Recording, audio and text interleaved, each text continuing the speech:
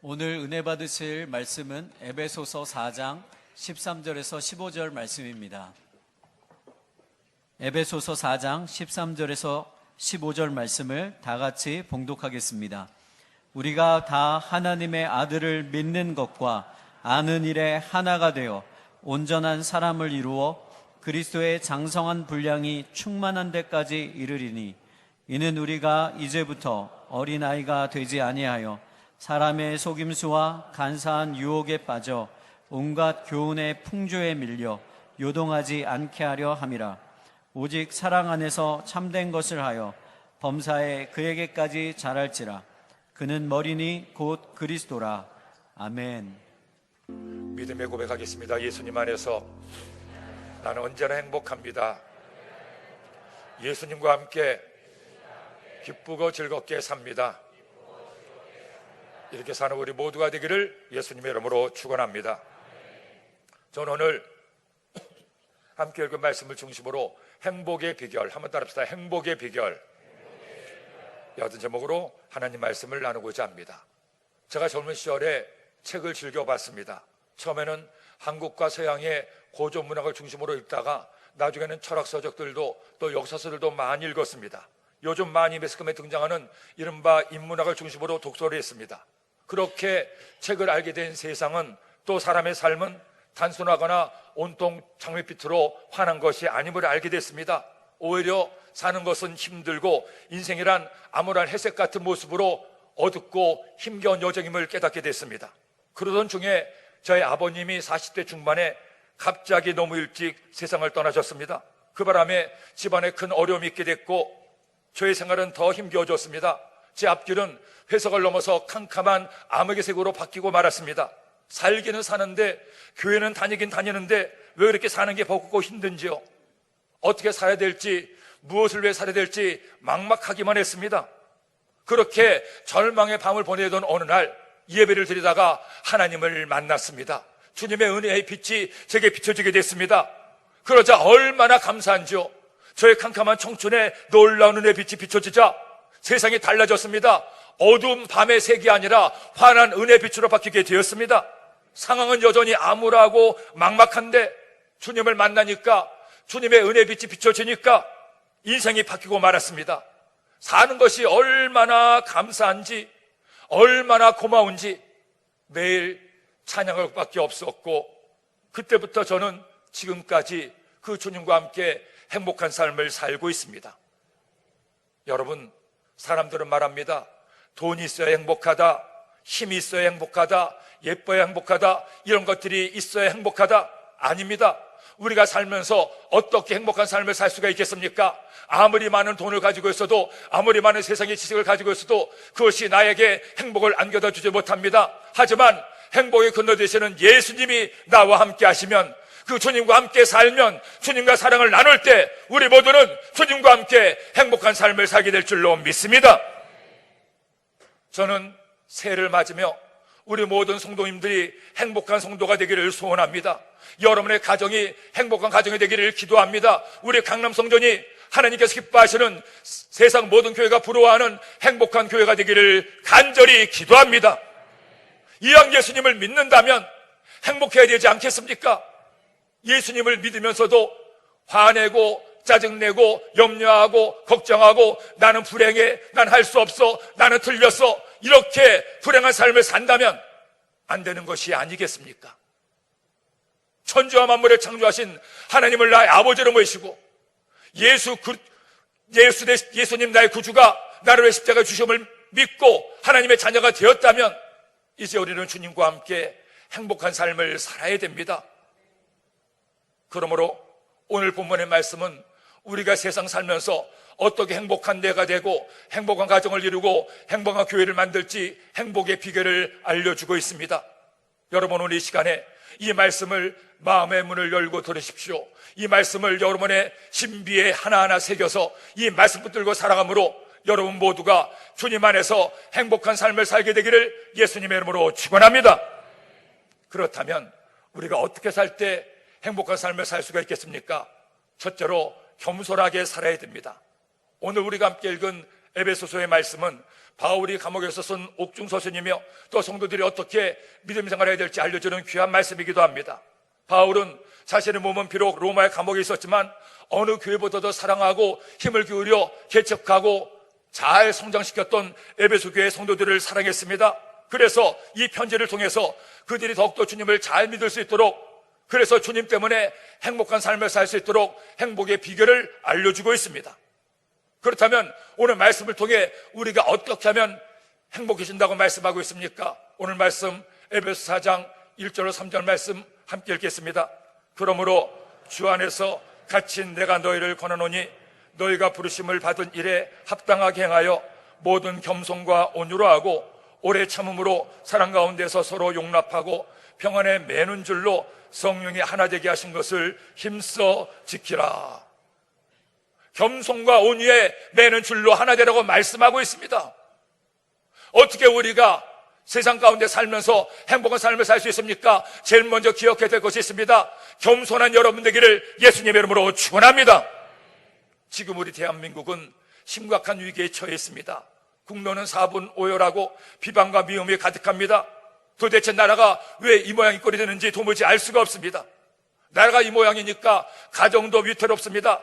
세상에서 가장 높은 이혼율, 가장 낮은 출생률을 기록하고 있습니다. 지금 이 나라의 가정이 무너지고 있습니다. 교회도 마찬가지입니다. 이전날 이 대한민국의 빛과 수금이었던 교회가 오히려 이제는 믿지 않는 사람들에게 빈잔거리가 되고 있습니다. 여러분, 이유가 뭡니까? 나와 다른 그 인간 때문입니까? 내 생각과 다른 그들 때문입니까? 사실은 아닙니다. 이 모든 분열과 다툼의 원인은 우리나라 사람들이 각자가 너무 잘난 데 있습니다. 너무 똑똑한 데 있습니다. 그러다 보니 내 생각만 옳고 내 주장만 선이라는 교만이 모든 갈등과 다툼의 원인이 되고 있다는 겁니다.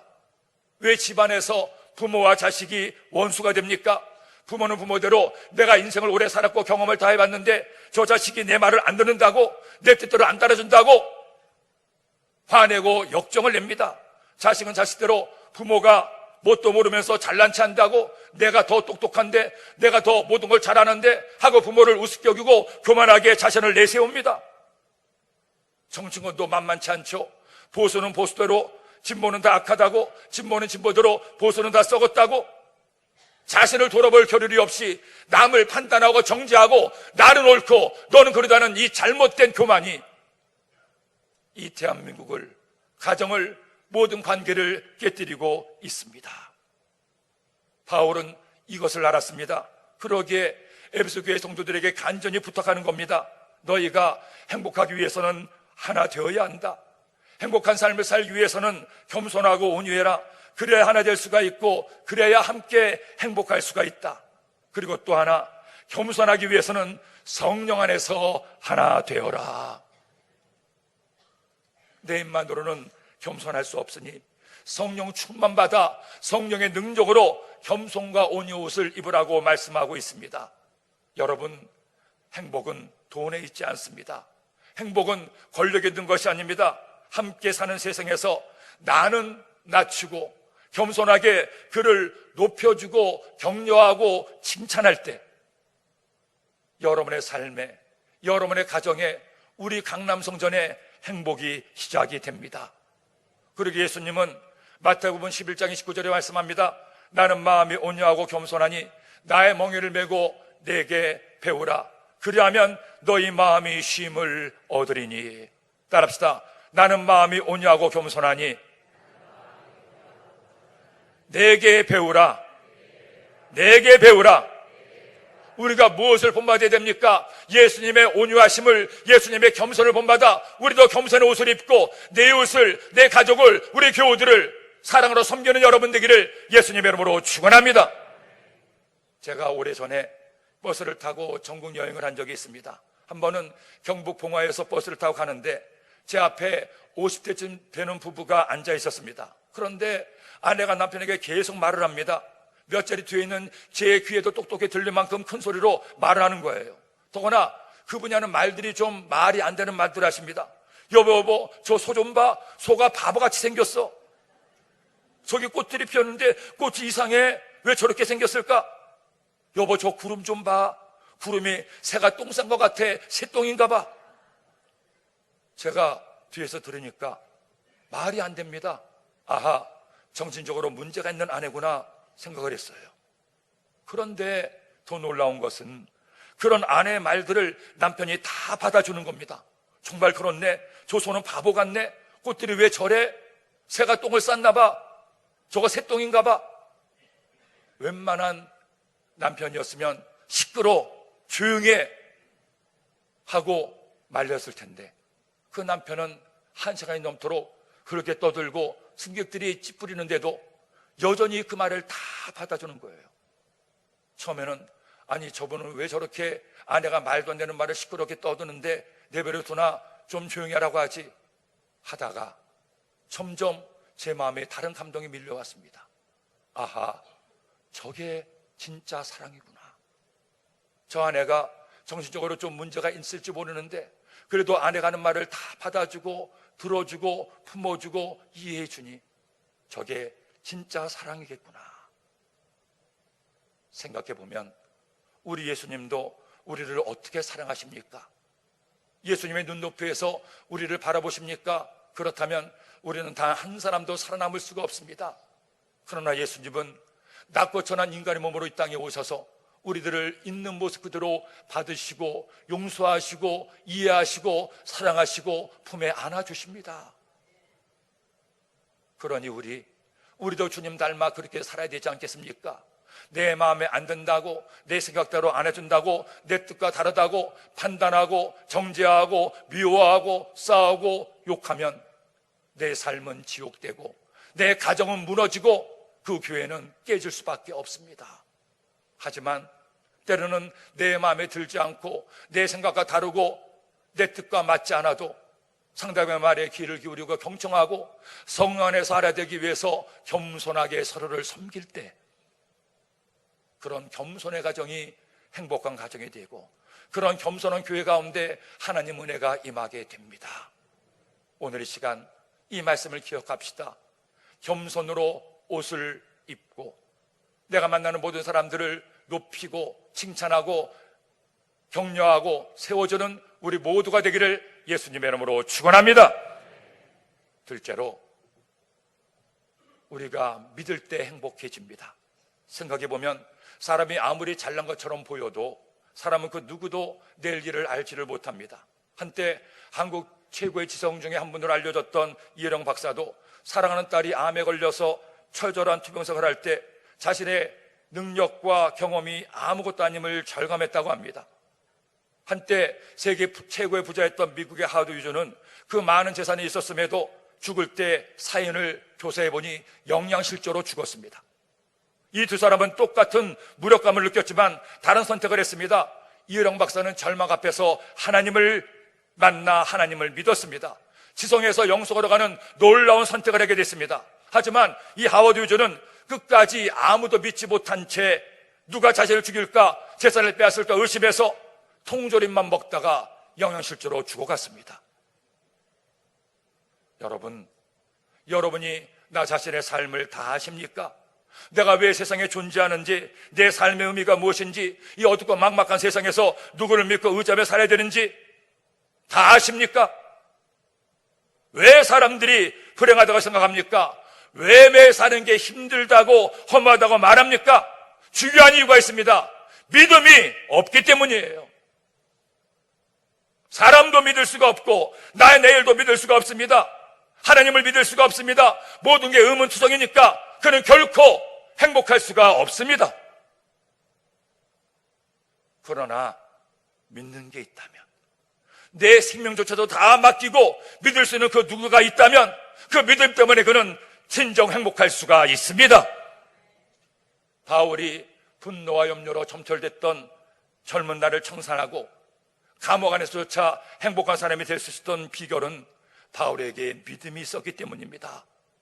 바울이 무엇을 믿었습니까? 누구를 믿었습니까? 악하고 교만했던 그를 용서하시고 택하시고 구원하시고 사랑하시고 은혜를 주시는 예수 그리스도를 믿었습니다. 주님만이 그의 전부가 되었고 주님만이 그의 미래임을 믿었습니다. 때로는 고난도 만납니다. 죽을 만큼 고통을 겪기도 합니다. 두들겨 맞기도 합니다. 죽음의 위기 앞에 서기도 합니다. 그럼에도 불구하고 염려하지 않습니다. 낙심하지 않습니다. 왜?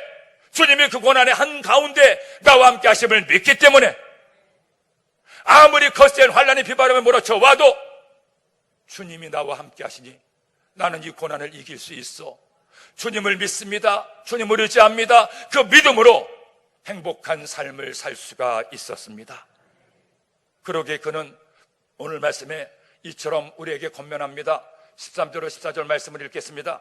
우리가 다 하나님의 아들을 믿는 것과 아는 일에 하나가 되어 온전한 사람을 이루어 그리스도의 장성한 분량이 충만한 데까지 이르르니 이는 우리가 이제부터 어린아이가 되지 아니하여 사람의 속임수와 간사한 유혹에 빠져 온갖 교훈의 풍조에 밀려 요동하지 않게 하려 함이라. 살다 보면 사람이 우리를 속입니다. 우리를 유혹합니다. 온갖 어려움과 문제들이 나를 흔들리게 합니다. 그때 우리가 하나님을 알고 그 하나님을 믿을 때, 믿음으로 나갈 때 어떤 고난도 견디고 마침내 승리할 수가 있습니다. 그러므로 여러분, 먼저 주님이 누구신지를 알아야 됩니다. 오늘 말씀처럼 하나님의 말씀을 통해 주님이 누구신지 알아야 됩니다. 올 한 해 하나님 말씀을 날마다 읽고 말씀을 쓰고 말씀을 묵상하고 말씀을 암송하고 말씀을 들음으로 말씀을 통해 주님을 알게 되기를 예수님의 이름으로 축원합니다. 그렇게 알게 된 예수님을, 그렇게 알게 된 하나님을, 그렇게 알게 된 하나님의 사랑과 하나님의 뜻과 하나님의 마음을 이제는 믿어야 돼요. 이 말씀을 믿고 어떤 환란의 비바람에 몰아쳐하고 문제가 다가와도 말씀 붙들고 기도할 때 여러분의 삶에 위대한 승리와 은혜가 임하게 될 줄로 믿습니다. 그리고 그 주님을 향한 믿음을 가지고 또 하나, 내가 만나는 모든 사람들을 믿어주십시오. 사랑하는 내 가족을 믿으세요. 못한다고 나무라지 말고, 마음에 안 든다고 의심하지 말고, 짜증내지 말고 믿어주세요. 남편은 아내를 믿어주시고 아내도 남편을 믿어주세요. 부모는 자식을 믿어주고 자식도 부모를 믿을 때, 그 가정에 믿음이 있을 때 가정이 천국이 됩니다. 교회도 마찬가지입니다. 교회가 행복한 교회가 되기 위해서는 성도가 성도를 서로 믿어줘야 됩니다. 그렇지 못하고 의심하고 미워하고 판단하고 정죄하면 우리는 결코 행복한 교회를 이루어 나갈 수가 없습니다. 주님을 믿는 것처럼 그 주님의 믿음이 내 마음에 충만해서 내가 만나는 모든 사람들을 믿어주고 그렇게 세워줄 때 우리는 행복한 삶을 살 수가 있습니다. 그러기에 예수님은 마가복음 9장 23절에 말씀합니다. 읽겠습니다. 예수께서 이르시되 할 수 있거든이 무슨 말이냐? 믿는 자에게는 능히 하지 못할 일이 없느니라. 따라합시다. 믿는 자에게는 능히 하지 못할 일이 없느니라. 믿습니까? 여러분, 믿음으로 나아갑시다. 어떤 고난과 어려움을 만나도 믿음으로 주님께 기도함으로 믿음의 기도를 통해 응답받고 승리하는 여러분 되기를 예수님의 이름으로 축원합니다. 내가 만나는 나의 가족과 나의 이웃들을 서로 믿어주고 격려함으로 여러분의 믿음을 통해 가정이 더욱더 돈독해지고 그 교회가 반석에 굳게 서게 되기를 예수님의 이름으로 축원합니다. 작년에 기생충이라는 영화가 한국 영화계를 휩쓸었습니다. 칸느 영화제에서 마침내 황금 종려상을 받고 이번에 골든글러브 외국어 영화상을 받기도 했습니다. 아카데미상의 강력한 후보이기도 합니다. 그런데 이 영화의 시나리오를 쓴 한진원 작가가 있습니다. 봉준호 감독과 공동으로 시나리오를 썼는데 이 한진원 작가가 제가 섬기던 강동성전의 성도였습니다. 황금 종려상을 받기 전에 아버지 되신 안 집사님이 기도를 부탁했습니다. 목사님, 유력하다고는 하는데 아직 모르니 좀 기도를 해주세요. 그래서 안 집사님을 위해서 금요일날 밤에 철회 끝나고 간절히 기도를 해드렸습니다. 주님, 하나님께서 내를 도와셔서 주님이 드시면 영광을 얻게 하여 주옵소서. 그런데 주일날 새벽에 눈을 떠보니 전화를 보니까 핸드폰에 문자가 와 있었습니다. 할렐루야, 자녀 한준왕과 봉준호 공동 각본 제작된 영화 기생충 칸영화제에서 대상을 수상하였습니다. 영광을 하나님께 올려드립니다. 할렐루야, 하나님께 영광의 박수 올려드립니다. 저도 너무나 기뻤습니다. 마침내 우리 한국 영화가 칸에서 상을 받게 되다니 더구나 그 시나리오를 집필한 작가가 송도라니. 칼에서 상을 받고 돌아온 한진원 형제가 저를 찾아왔습니다. 제가 물어봤죠. 어떻게 그 힘든 길을 걸어서 이런 쾌거를 이루냐고 물어보니까 그 형제가 하는 말이, 목사님, 사실 영화의 길은 너무나 어렵습니다. 제가 나이가 이만큼 먹을 때까지 부모님께 효도도 한번 제대로 못했는데 40에 가깝도록 저를 믿어주신 부모님의 마음이 저에게 그 믿음이 큰 힘이 됐습니다. 물론 하나님이 지혜를 주시고 제가 가는 길을 인도하시기도 했고요.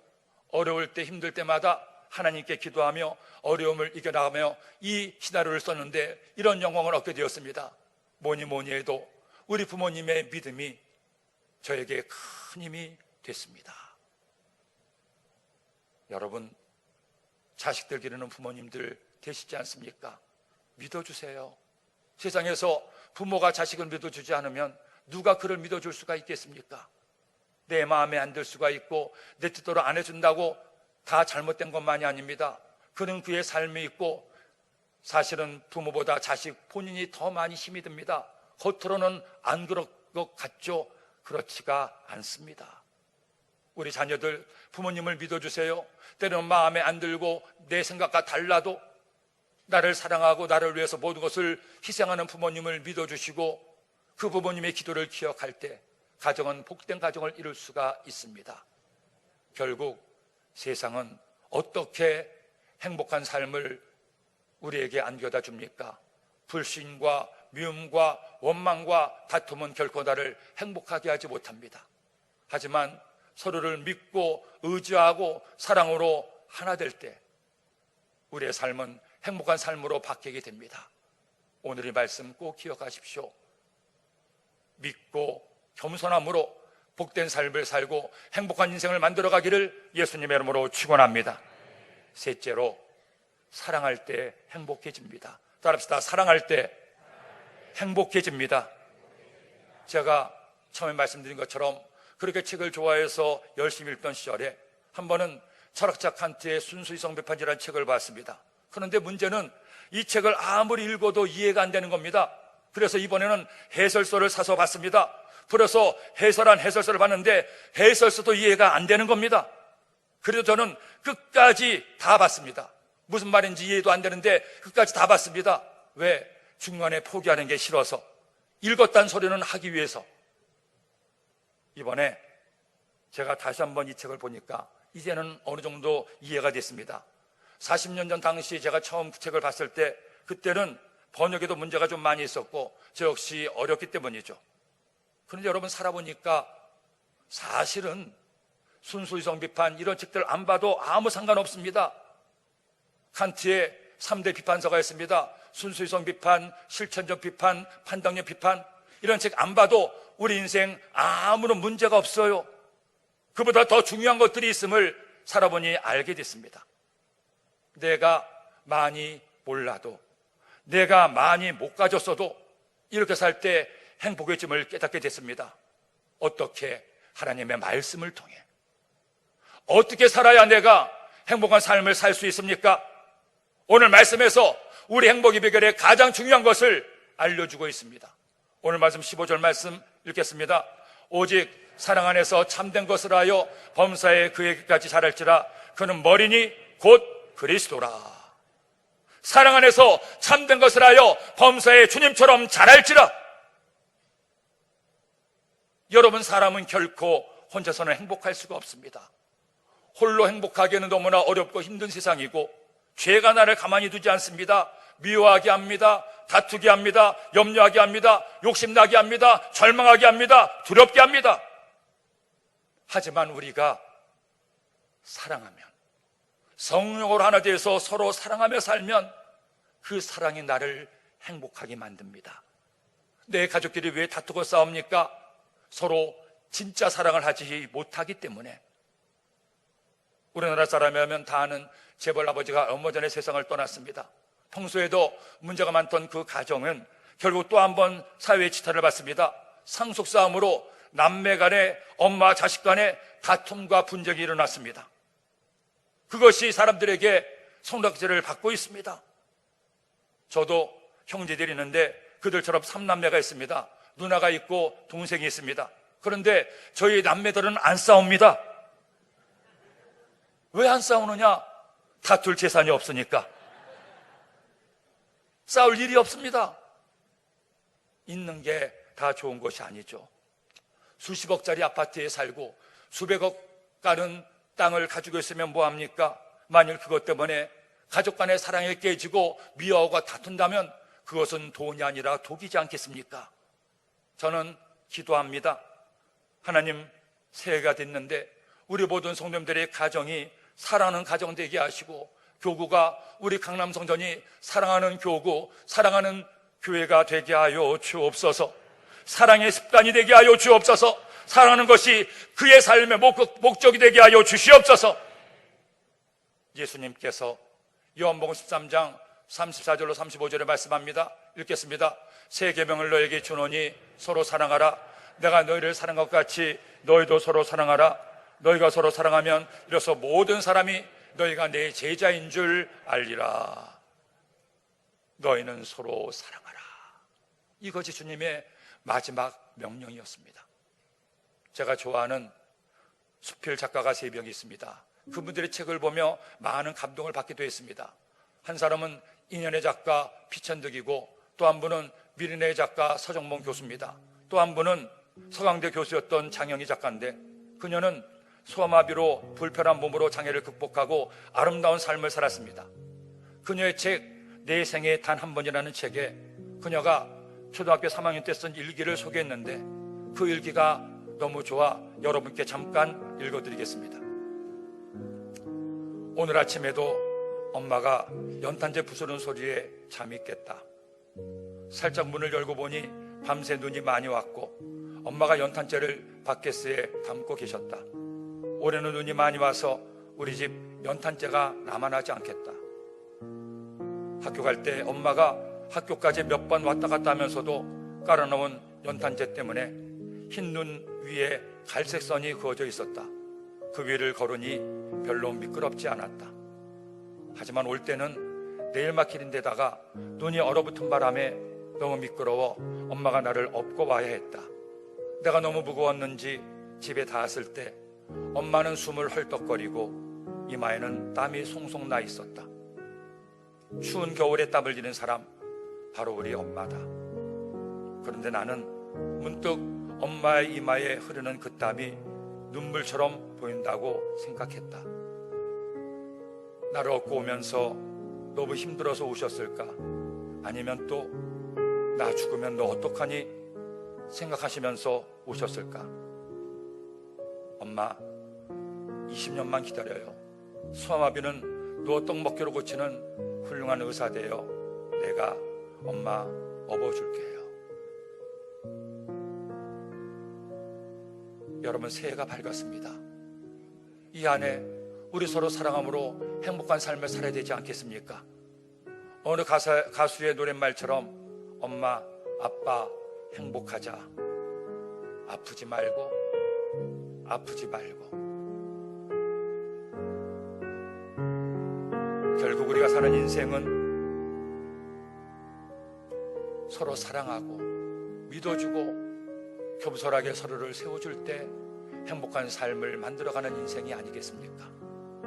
올 한 해 이렇게 시작이 됐습니다. 우리의 가정을 돌아봅시다. 우리 교회를 돌아봅시다. 우리 모두 행복한 삶을 삽시다. 아프지 말고, 슬퍼하지 말고, 속상해하지 말고, 절망하지 말고, 포기하지 말고, 성령 안에서 하나 되어서 주님과 함께 행복한 가정을 이루고 행복한 교회를 만들어가고 행복한 내가 되기를 예수님의 이름으로 축원합니다. 기도드립니다. 하나님 아버지, 감사합니다. 고맙습니다. 오늘도 저희들에게 주의 말씀을 주시니 이 말씀 마음에 꼭 새겨서 말씀 따라 살아감으로 승리하는 저희 모두가 되게 하여 주옵소서. 예수님의 이름으로 기도드립니다. 아멘. 이제 우리 하나님께 찬양합시다. 내 안에 사느니. 내 안에 사느니 예수 그리스도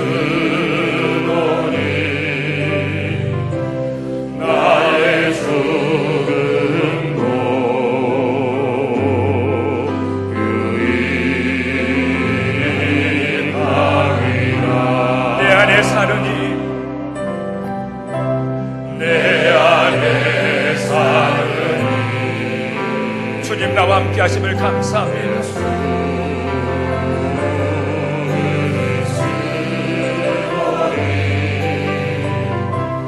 나의